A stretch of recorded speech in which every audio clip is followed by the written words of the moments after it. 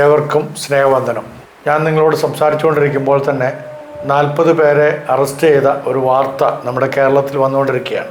ആ വാർത്തയ്ക്ക് ആധാരം ചില വർഷങ്ങളായി, ചില മാസങ്ങളായിട്ട് 16 വയസ്സുള്ള ഒരു നല്ല അത്ലറ്റിക്കിനെ, നമ്മുടെ സ്പോർട്സ് താരത്തെ പല ആളുകൾ ചേർന്ന് പലയിടങ്ങളിൽ വെച്ച് ലൈംഗിക പീഡനം നടത്തി എന്നുള്ളതാണ് കേസ്.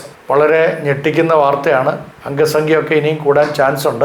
64 എന്ന് പറഞ്ഞെങ്കിലും പോലീസ് വെരിഫൈ ചെയ്തുകൊണ്ടിരിക്കുകയാണ്. അപ്പോൾ കൂടാനോ കുറയാനോ ഒക്കെ ചാൻസ് ഉണ്ടെങ്കിലും 40 പേരെ അറസ്റ്റ് ചെയ്തതായിട്ട് വാർത്ത വന്നിരിക്കുന്നു. ഇത് നമ്മളെ വളരെയധികം ഞെട്ടിച്ച ഒരു വാർത്ത തന്നെയാണ് കേരളത്തെ സംബന്ധിച്ച്. ഞാനിത് സംസാരിക്കുമ്പോൾ മറ്റൊരു വാർത്ത എൻ്റെ ജില്ലയിൽ നിന്നും വന്നിരിക്കുന്നു. അത് അരീക്കോടിനടുത്ത് ഒരു കുടുംബത്തിലെ മാനസിക വെല്ലുവിളിയുള്ള ഒരു പെൺകുഞ്ഞിനെ അവരുടെ കുടുംബ അംഗങ്ങൾ ചേർന്ന്, അല്ലെങ്കിൽ കുടുംബത്തിലെ ബന്ധുക്കൾ ചേർന്ന് പല സന്ദർഭങ്ങളായിട്ട് ശാരീരികമായി പീഡിപ്പിച്ച വാർത്ത. അപ്പോൾ ഇത്തരത്തിലുള്ള വാർത്തകൾ ദിനംതോറും കേൾക്കുന്നു. ചില നാളുകൾക്ക് മുമ്പാണ് തൃശ്ശൂർ ജില്ലയിലെ ഒരു പോലീസ് ഓഫീസർ SIയെ 14 വയസ്സ് മാത്രം തികഞ്ഞ 9ാം ക്ലാസ്സിൽ പഠിക്കുന്ന സ്റ്റുഡൻറ് പോലീസ് കേഡറിൽ പെട്ടതായിട്ടുള്ള ഒരു പെൺകുഞ്ഞിനെ പോലീസ് SI പീഡിപ്പിച്ചു എന്ന വാർത്തയും അദ്ദേഹത്തെ അറസ്റ്റ് ചെയ്യുകയും ചെയ്തൊക്കെ. ഇത് നമ്മുടെ കേരളത്തിൽ ഇങ്ങനെ വർദ്ധിച്ചു കൊണ്ടിരിക്കുന്നു. സംസാരങ്ങൾ മാത്രമല്ല, പ്രവർത്തനങ്ങളിലും ഇത് വന്നുകൊണ്ടിരിക്കുകയാണ്. എന്തുകൊണ്ടാണ് ഇത്തരത്തിലുള്ള പീഡനങ്ങൾ വർദ്ധിക്കുന്നത്? അപ്പോൾ പ്രിയപ്പെട്ട എൻ്റെ സ്നേഹിതൻ മാത്യു ചെമ്പുകണ്ടത്തിൽ, എൻ്റെ ഏറ്റവും അടുത്ത സ്നേഹിതനാണ്.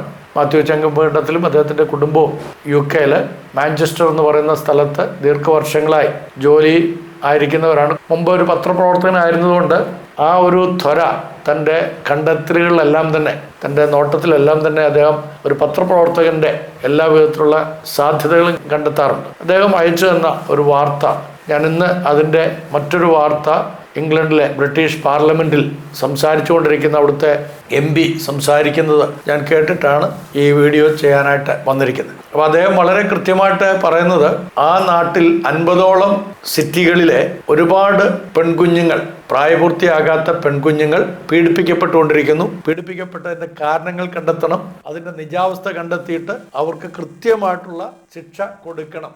ആ വിധത്തിലുള്ള സംസാരങ്ങൾ കേട്ടിട്ടാണ് പ്രിയപ്പെട്ട എൻ്റെ സ്നേഹിതൻ മാത്യു ചെമ്പുകണ്ടത്തിലിൻ്റെ എനിക്ക് അയച്ചു തന്ന വാർത്ത നിങ്ങളുമായിട്ട് പങ്കുവെക്കുവാൻ വന്നിരിക്കുന്നത്. അദ്ദേഹം പറയുന്നത്, റോദർഹാം സംഭവവും കേരളത്തിൽ മയക്കുമരുന്ന് നൽകിയുള്ള പീഡനങ്ങളും എന്ന തലക്കെട്ടിലാണ് അദ്ദേഹം എനിക്ക് ആ വാർത്ത അയച്ചു തന്നത്. 1997 മുതൽ 2013 വരെ 16 കൊല്ലത്തോളം 12 വയസ്സിനും 16 വയസ്സിനും ഇടയിൽ പ്രായമുള്ള പെൺകുട്ടികളെ കേന്ദ്രീകരിച്ച് നടന്ന ലൈംഗിക ചൂഷണം യുണൈറ്റഡ് കിങ്ഡംസിന്റെ ചരിത്രത്തിൽ കുട്ടികൾക്കെതിരെ നടന്ന ഏറ്റവും മൃഗീയമായ ലൈംഗിക പീഡനമെന്നാണ് അറിയപ്പെടുന്നത്. 12നും 16നും ഇടയിൽ പ്രായമുള്ള 1400 വെള്ളക്കാരി പെൺകുട്ടികളെയാണ് പാകിസ്ഥാനി കുടുംബങ്ങളിൽ നിന്നും ബ്രിട്ടനിൽ ജനിച്ച യുവാക്കൾ റോത്തർഹാമിലും റോസ്ഡെയിലുമായി ലൈംഗികമായി പീഡിപ്പിച്ചത്. ആലോചിച്ച് നോക്കിയേ, 1400 പെൺകുഞ്ഞുങ്ങൾ, 12നും 16 വയസ്സിന് ഇടയിലുള്ള കുട്ടികൾ.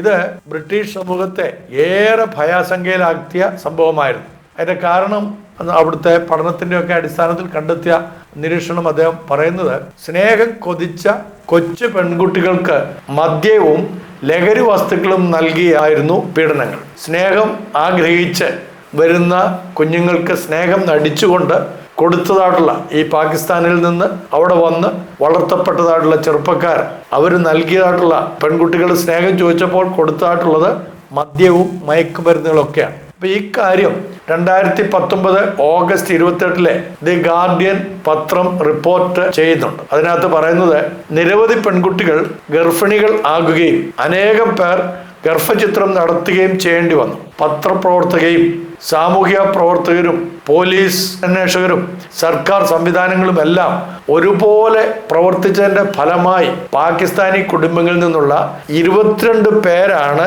റോത്തർഹാം സംഭവത്തിൽ ഇന്ന് ജയിലിലുള്ളത്. എന്ന് ചിന്തിച്ചു നോക്കണം.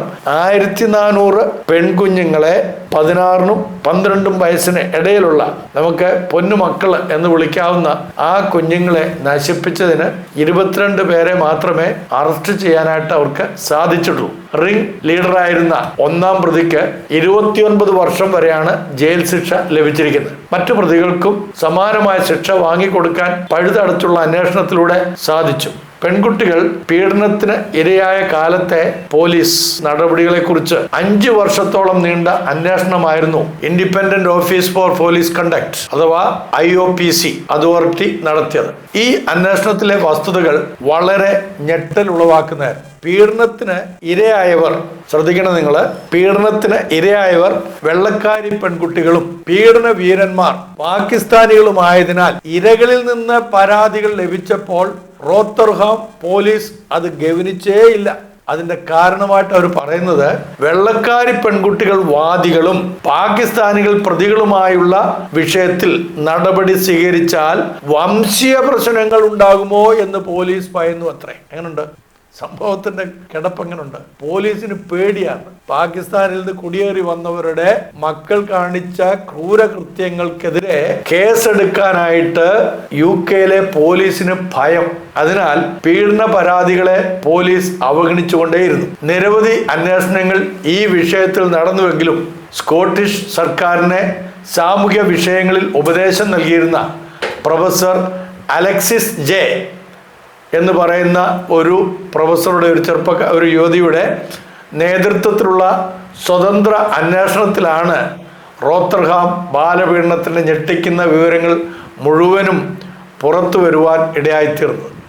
അപ്പോൾ 1400-ലേറെ പെൺകുട്ടികളാണ് പാകിസ്ഥാനി വംശജരായ ഇവിടെ പീഡിപ്പിക്കപ്പെട്ടത്. പ്രൊഫസർ ജെയുടെ റിപ്പോർട്ടിന്റെ അടിസ്ഥാനത്തിൽ നാഷണൽ ക്രൈം ഏജൻസിയാണ് അഥവാ NCA കേസ് അന്വേഷിച്ചിരിക്കുന്നത്. പ്രൊഫസർ ജെ റിപ്പോർട്ടിന്റെയും തുടർന്ന് നടന്ന NCA അന്വേഷണത്തിന്റെ ഫലമായി റോത്തർഹാം സിറ്റിയിൽ കൗൺസിലിൽ അന്ന് ഭരണത്തിലുണ്ടായിരുന്ന ലേബർ പാർട്ടിയിലെ നേതാക്കന്മാരും ജനപ്രതിനിധികളും പോലീസ് സേനയിലെ ഉയർന്ന ഉദ്യോഗസ്ഥരും ധാർമ്മിക ഉത്തരവാദിത്വം ഏറ്റെടുത്ത് രാജിവെച്ചു.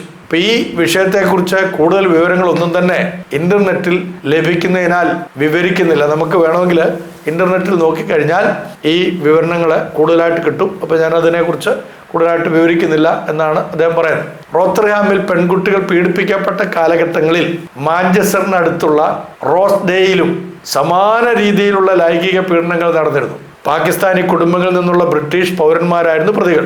ഇരകൾ വെള്ളക്കാരി പെൺകുട്ടികൾ. 19 പേരാണ് റോസ്ഡേയിൽ പീഡന സംഭവത്തിൽ ഇന്ന് ജയിലിൽ കിടക്കുന്നത്. ഈ വിഷയങ്ങളെ സംബന്ധിച്ച് അവിടെ മാത്രമല്ല ഇന്റർനാഷണൽ മീഡിയാസ് എല്ലാം തന്നെ ഇതിനെക്കുറിച്ച് റിപ്പോർട്ട് ചെയ്യുകയുണ്ടായി. നമ്മുടെ കേരളത്തിലെ 2019 സെപ്റ്റംബർ 25 ഏഷ്യാനെറ്റ് ന്യൂസിലും ഈ വിഷയം വരികയുണ്ടായി. റോത്തർഹാം വിഷയത്തെ സംബന്ധിച്ച് അതിൻ്റെ സംഭവങ്ങളുടെ പശ്ചാത്തലത്തിൽ ഏഷ്യാനെറ്റ് ന്യൂസ് 2019 സെപ്റ്റംബർ മാസം 25 റിപ്പോർട്ട് ചെയ്തത് ഇങ്ങനെയാണ്. അതിനെ കൂടെ ഘടിപ്പിച്ച് നമ്മുടെ കേരളത്തിൽ സംഭവിച്ച ഒരു സംഭവവുമായിട്ട് ബന്ധപ്പെടുത്തിയാണ് ആ ഒരു വാർത്ത വന്നത്. ജ്യൂസിൽ മയക്കുമരുന്ന് കലർത്തി വിദ്യാർത്ഥിനെ പീഡിപ്പിച്ചു, നഗ്ന ചിത്രങ്ങൾ പകർത്തി യുവാവ് പിടിയിൽ എന്ന് പറഞ്ഞ് അവർ വാർത്ത കൊടുക്കുവാനിടയായി. കോഴിക്കോട് നഗരമധ്യത്തിലെ സരോവരം ബയോ പാർക്കിൽ വെച്ച് മയക്കുമരുന്ന് നൽകി പെൺകുട്ടിയെ പീഡിപ്പിച്ച ശേഷം ദൃശ്യങ്ങൾ കാണിച്ച് ഭീഷണിപ്പെടുത്തി മതപരിവർത്തനത്തിന് ശ്രമിച്ചുവെന്നാണ് കേസ്. ഈ സംഭവത്തിൽ പോലീസ് നൽകിയ പരാതി സ്വീകരിക്കാതെ അല്ലെങ്കിൽ പോലീസിലേക്ക് നൽകിയ പരാതി സ്വീകരിക്കാതെ വന്നതിൻ്റെ ഫലമായി പെൺകുട്ടിയുടെ പിതാവ് കേന്ദ്ര ആഭ്യന്തര വകുപ്പ് മന്ത്രിക്ക് പരാതി നൽകുകയും അതിനുശേഷം പോലീസ് അന്വേഷണം ആരംഭിക്കുകയും ചെയ്തു എന്നാണ് അവർ റിപ്പോർട്ട് ചെയ്തിരിക്കുന്നത്. പ്രതിക്ക് മുൻകൂർ ജാമ്യം ലഭിക്കുന്നതിന് പോലീസ് ഒത്താശ ചെയ്തു എന്ന ആരോപണവും ഈ കേസിൽ ഉയർന്നിരുന്നു.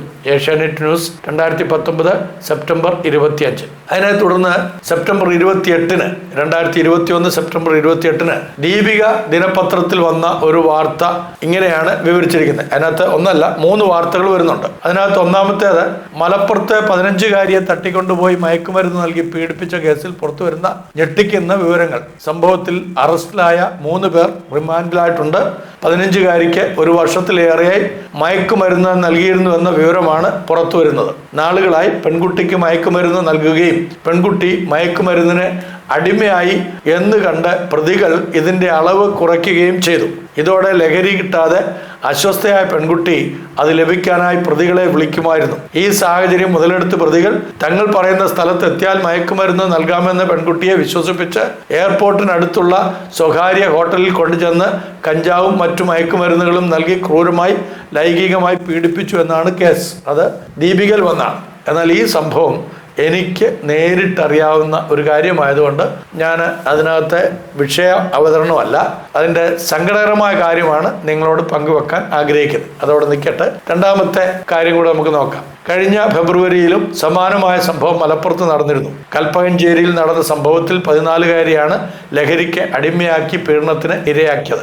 മൂന്നാമത്തെ അവർ പറയുന്നത്, ആഴ്ചകൾക്ക് മുമ്പ് കോഴിക്കോട്ടെ കൊല്ലം സ്വദേശിയായ 32-കാരിയെ മയക്കുമരുന്ന് നൽകി കൂട്ടബലാത്സംഗം ചെയ്തിരുന്നു. പ്രണയം നടിച്ചു വിളിച്ചു വരുത്തി മയക്കുമരുന്ന് നൽകി പീഡിപ്പിക്കായിരുന്നു എന്ന് അതിനകത്ത് പറയുന്നു. അപ്പോൾ റോത്തർഹാം സംഭവവും കേരളത്തിലെ ബാലപീഡനങ്ങളും റോത്തർഹാം റോഷ് ഡേയിലെ പീഡന സംഭവങ്ങൾക്ക് സമാനമായ രീതിയിലാണ് ഇപ്പോൾ കേരളത്തിലെ ബാലപീഡനങ്ങളും വാർത്തയിൽ നിറയുന്നത്. ഇരു രാജ്യങ്ങളിലെ കുറ്റകൃത്യങ്ങളിലും ചിലതിലൊക്കെ സമാനതകളായിട്ട് പറയപ്പെടുന്നു.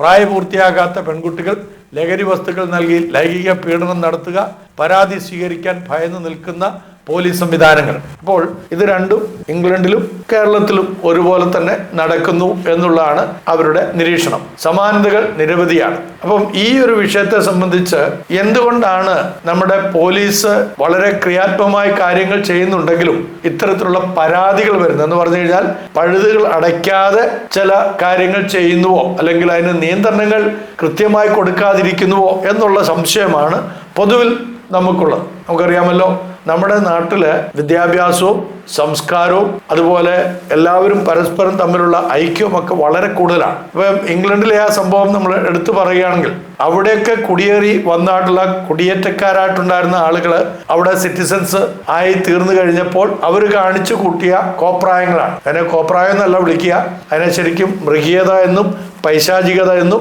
കൃത്യമായിട്ട് പറഞ്ഞെങ്കിലേ പറ്റുകയുള്ളൂ. അപ്പോൾ അതിന് പ്രധാനമായിട്ട് അവരെ ഈ സംഭവങ്ങളെ കുറിച്ച് പറഞ്ഞിരിക്കുന്നത്, ഇങ്ങനെ പീഡിപ്പിക്കപ്പെട്ട പെൺകുട്ടികളെ അവരെ വിവാഹം കഴിക്കാമെന്ന് ഓഫറുമായിട്ടാണ് പിന്നീട് അത്തരത്തിലുള്ള ആളുകളൊക്കെ വരുന്നതെന്നാണ്. റോത്തർഹാം ഹോമിലും റോസ് ഡേയിലും സംഘടിതമായി ഒരു സംഘമായിരുന്നു പ്രവർത്തിച്ചിരുന്നെങ്കിൽ കേരളത്തിലെ ഈ സംഭവങ്ങളിൽ പല വ്യക്തികളാണ് ഇതിനകത്ത് പ്രവർത്തിച്ചിരിക്കുന്നത്.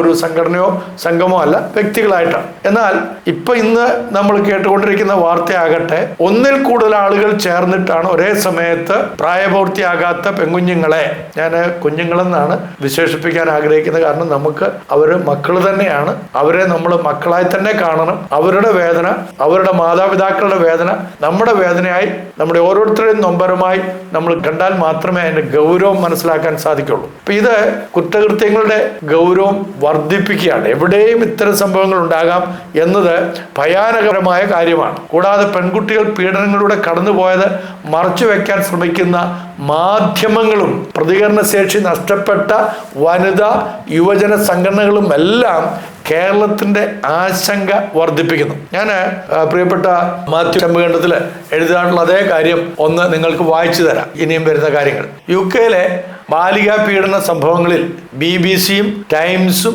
ഗാർഡിയൻസും ഉൾപ്പെടെ എല്ലാ അന്താരാഷ്ട്ര മാധ്യമങ്ങളും കുറ്റവാളികളെ ജയിലറയിൽ അടയ്ക്കുന്നതുവരെ ഇരകൾക്ക് വേണ്ടി നിലകൊണ്ടിരുന്നു. ബ്രിട്ടീഷ് സർക്കാർ 20,000 കോടിയിലേറെ രൂപയാണ് ഈ 2 കേസ് അന്വേഷണത്തിനുമായി മുടക്കിയത്. 500-ലേറെ ഉദ്യോഗസ്ഥരാണ് അന്വേഷണ സംഘത്തിൽ ഉണ്ടായിരുന്നത്. അപ്പോൾ റോത്തർഹാം സംഭവത്തിൽ ബ്രിട്ടീഷ് സർക്കാർ ഉയർത്തിപ്പിടിച്ച മാനവിക, അത് എന്തുകൊണ്ടാണ് ഉയർത്തിപ്പിടിച്ചതെന്ന് വെച്ചാൽ ഒരു മാനവിക ബോധമാണ്. എന്നാൽ അതേ മാനവിക ബോധം തന്നെ നമ്മുടെ കേരള സർക്കാരും കേരളത്തിലെ പോലീസ് സംവിധാനവും ഉയർത്തിപ്പിടിക്കേണ്ടത് അനിവാര്യമാണ്.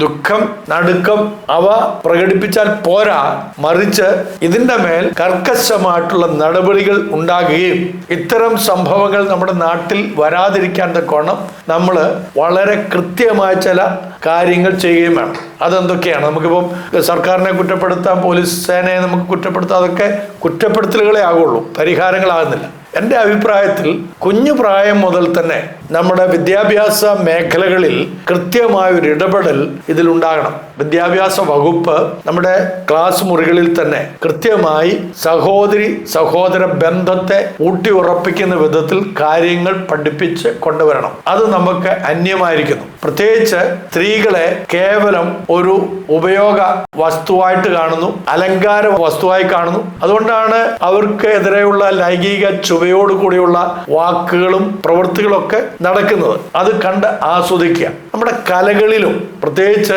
സിനിമ രംഗങ്ങളിലും ഒക്കെ ഇത്തരത്തിലുള്ള ഒരുപാട് കൂട്ടിച്ചേർക്കലുകൾ വരുന്നുണ്ട്. അത് നല്ലതാണോ എന്ന് സിനിമ സംവിധായകന്മാര് ശ്രദ്ധിക്കേണ്ടത് അനിവാര്യമാണ്. ഞാൻ ചോദിക്കട്ടെ, നിങ്ങളുടെ മകൾക്ക് ഇതേപോലെയുള്ള ഒരു സംഭവം ഉണ്ടായാൽ നിങ്ങൾ നിങ്ങളുടെ മകളെ സ്നേഹിക്കുന്നുണ്ടെങ്കിൽ നിങ്ങൾക്ക് അത് അംഗീകരിക്കാൻ കഴിയുമോ? നിങ്ങളുടെ കഥയിൽ ഉൾപ്പെടുന്നതായിട്ടുള്ള വ്യക്തികൾ നിങ്ങളുടെ മകളും നിങ്ങളുടെ മകനും ആണെന്നുള്ള രീതിയിൽ നിങ്ങൾക്ക് സിനിമകൾ പ്രൊഡ്യൂസ് ചെയ്യാനായിട്ട് സാധിക്കുമോ? അപ്പോൾ മാത്രമേ അതിനകത്ത് കൃത്യതയും വ്യക്തതയും സാഹോദര്യത്തിന്റെ മഹത്വവും സ്ത്രീത്വത്തിന്റെ മാന്യതയും നമുക്ക് കാത്തു സൂക്ഷിക്കാനായിട്ട് സാധിക്കുള്ളൂ. അതുകൊണ്ട് സിനിമാ മേഖലകളിൽ പ്രത്യേകിച്ച് നമുക്കറിയാമല്ലോ, മയക്കുമരുന്ന് ഈ കഴിഞ്ഞ ചില ദിവസങ്ങൾക്ക് മുമ്പൊക്കെ നമ്മുടെ മാധ്യമങ്ങളൊക്കെ ചില വിവരങ്ങളൊക്കെ പുറത്തേക്ക് വിട്ട് നമ്മുടെ കേരളത്തിലെ മാധ്യമങ്ങളിൽ ചില മാധ്യമങ്ങളൊക്കെ വളരെ സസൂക്ഷ്മമായി തന്നെ ഇതേപോലുള്ള വാർത്തകളൊക്കെ പുറത്തുവിടുന്നതിൽ വളരെ ശ്ലാഘനീയമാണ്.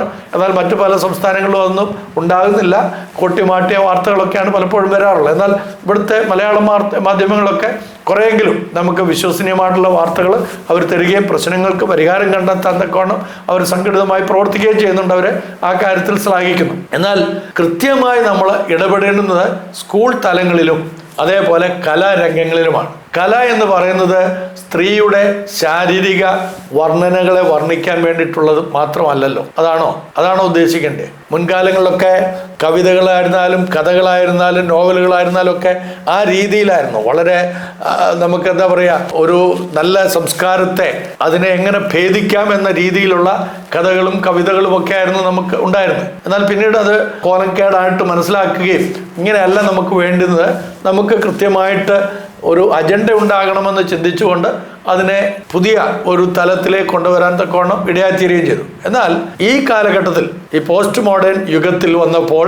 പ്രത്യേകിച്ച് നിരീശ്വരവാദമൊക്കെ കൃത്യമായി ആളുകളെ അഡ്രസ്സ് ചെയ്യാൻ തുടങ്ങിയപ്പോഴത്തേക്ക് ഇതൊന്നും ഒരു തെറ്റല്ല, പാപമല്ല, ഇതൊന്നും തന്നെ പാപം എന്ന് പറയുന്ന ഒരു പരിപാടിയേ ഇല്ല, നിങ്ങൾക്ക് വേണമെങ്കിൽ you can use and throw the people എന്നുള്ള രീതിയിലേക്ക് നമ്മളെത്തി. അപ്പോൾ പെൺകുഞ്ഞുങ്ങളായിരുന്നാലും ശരി, യുവതികളാണെങ്കിലും ശരി, വയോവൃദ്ധരാണെങ്കിലും ശരി, മധ്യവയസ്കരാണെങ്കിലും ശരി, സ്ത്രീ എന്ന് പറയുന്നത് മുഴുവനും ഒരു ഉപയോഗ വസ്തുവാണെന്നും പുരുഷന്റെ സംതൃപ്തിക്ക് വേണ്ടി മാത്രം ഉള്ള വ്യക്തികളാണെന്നുള്ള ഒരു കാഴ്ചപ്പാടിലേക്ക് എത്തി. എന്നാൽ അതെത്ര പൈശാചികമാണെന്ന് നമ്മൾ ചിന്തിക്കണം. ഒരു സ്ത്രീയും പുരുഷനും ഭാര്യ ഭർത്തൃ ബന്ധത്തിൽ ഒരുമിക്കുമ്പോഴാണ് ശരിക്കും ഒരു വ്യക്തിത്വം ഒരു വ്യക്തിക്കുണ്ടാകുന്നത്. അത് കൃത്യമായിട്ട് മനസ്സിലാക്കിയാൽ അതിൻ്റെ ആസ്വാദനം നമുക്ക് കൃത്യമായിട്ട് ഉൾക്കൊള്ളാനായിട്ട് സാധിക്കും. ഒരു സ്ത്രീയും പുരുഷനും ഒന്നായി നിൽക്കുമ്പോൾ ഒരുപാട് സ്ത്രീകളല്ല ഒരു പുരുഷന്, ഒരു പുരുഷൻ ഒരു സ്ത്രീ, ഒരു സ്ത്രീക്ക് ഒരു പുരുഷൻ. അതാണ് ദൈവീക പ്രമാണം. സത്യദൈവത്തിൽ നിന്നുള്ള വെളിപ്പാടെന്ന് പറയുന്നത് ഒരു പുരുഷന് ഒരു സ്ത്രീ, ഒരു സ്ത്രീക്ക് ഒരു പുരുഷൻ. ബാക്കിയുള്ളതൊക്കെ നിങ്ങളുടെ സ്വാതന്ത്ര്യമാണെന്ന് നിങ്ങൾ പറഞ്ഞാലും അത് നിങ്ങളുടെ ഉള്ളിൽ കിടക്കുന്നതായിട്ടുള്ള പൈശാചികതയുടെ പ്രേരണയാണെന്നുള്ളതിന് യാതൊരു സംശയവുമില്ല. ഒന്നുകൊണ്ട് തൃപ്തിപ്പെടാത്തവൻ 9 കൊണ്ടും തൃപ്തിപ്പെടുകയില്ല. ഇതിൽ കൂടുതലൊന്നും എനിക്ക് പച്ചയ്ക്ക് പറയാൻ കഴിയുകയില്ല. അപ്പോൾ അത് മതചിന്തകൾക്കുള്ളിൽ നിന്നുകൊണ്ടാണെങ്കിലും ശരി, മതമില്ലാത്ത ചിന്തകൾക്കുള്ളിൽ നിന്നുകൊണ്ടാണെങ്കിലും ശരി, അതെല്ലാം തന്നെ പൈശാചികമാണ്, യാതൊരു സംശയമില്ല. എന്നാൽ ദൈവികതയുടെ ഏറ്റവും വലിയൊരു അടയാളം എന്ന് പറയുന്നത് ഏക ഭാര്യ ഭർത്തൃ ബന്ധം എന്നുള്ളതാണ്. ആ ബന്ധത്തിന്റെ സുഖവും സുഗന്ധവും നമ്മുടെ നാട്ടിൽ പരക്കുകയാണെങ്കിൽ കൃത്യമായിട്ട് ഈ ലൈംഗിക അരാജകത്വത്തെ ഇല്ലാതാക്കാനും കുഞ്ഞുങ്ങളെ കുഞ്ഞുങ്ങളായി കാണാനും സ്ത്രീകളെ ആദരിക്കുവാനും പുരുഷന്മാർക്ക് ബഹുമാനം കൊടുക്കുവാനും അങ്ങനെ നമ്മുടെ സമൂഹത്തിന് നല്ല ഒരു സംഘടിതമായിട്ടുള്ള ശുഭാപ്തിയിലേക്ക് മുന്നേറുവാനായിട്ടും സാധിക്കും. ഇപ്പോൾ സംഭവിച്ചുകൊണ്ടിരിക്കുന്നത് ഒരു നരകത്തിലേക്കുള്ള പ്രയാണമാണ്. നരകത്തിലേക്കുള്ള പ്രയാണമാണ് നമ്മുടെ നാട്. മാത്രമല്ല, ഒരു കാര്യം കൂടെ എടുത്തു പറയേണ്ടതായിട്ടുണ്ട്. ഇംഗ്ലണ്ടിൽ അത്രയും 1400ഓളം പെൺകുഞ്ഞുങ്ങൾ, 12നും 16 വയസ്സിടയ്ക്കുള്ള ആ പെൺകുഞ്ഞുങ്ങൾ ലൈംഗികമായി ചൂഷണം ചെയ്യപ്പെടുകയും അതിനകത്ത് പലരും ഗർഭഛിദ്രത്തിൽ വിധേയരായി, പലരും പ്രസവിച്ചു. അങ്ങനെയൊക്കെയുള്ള സംഭവങ്ങൾ ഇന്നിപ്പം നമ്മുടെ എറണാകുളത്തു നിന്ന് റിപ്പോർട്ട് വന്നിട്ടുണ്ട്.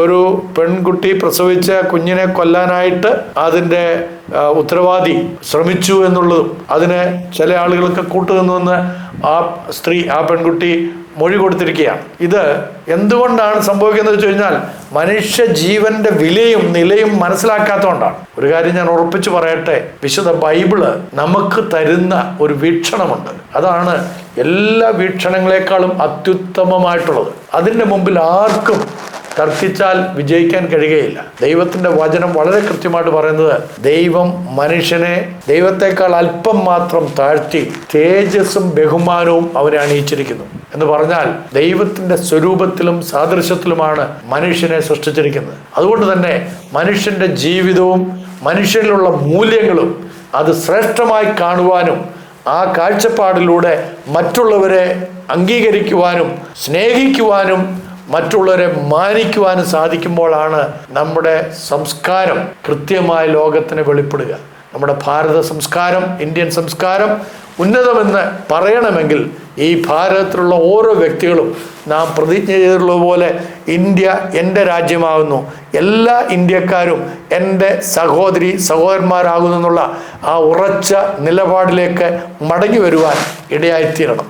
അതിനായിട്ട് കർത്താവ് ഇടയാക്കട്ടെ എന്ന പ്രാർത്ഥനയോടെ ഈ വിധത്തിൽ ചൂഷണത്തിന് വിധേയരായിട്ടുള്ള കുഞ്ഞുങ്ങളെ ദൈവസന്നിധിയിൽ സമർപ്പിച്ച് പ്രാർത്ഥിച്ചുകൊണ്ട് നിങ്ങളുടെ സ്നേഹമുള്ള ജോൺസൺ തേക്കടിലച്ചൻ. Thank you very much.